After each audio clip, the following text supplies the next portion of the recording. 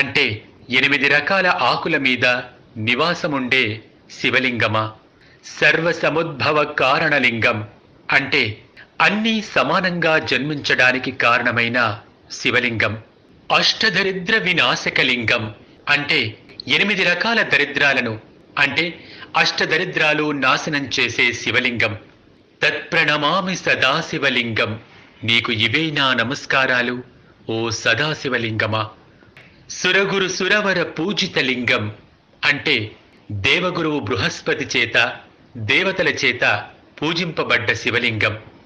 సురవన పుష్ప సదార్చితలింగం అంటే దేవతల తోటల్లో పూచే పువ్వులు అంటే పారిజాతాల చేత ఎప్పుడూ పూజింపబడే శివలింగం.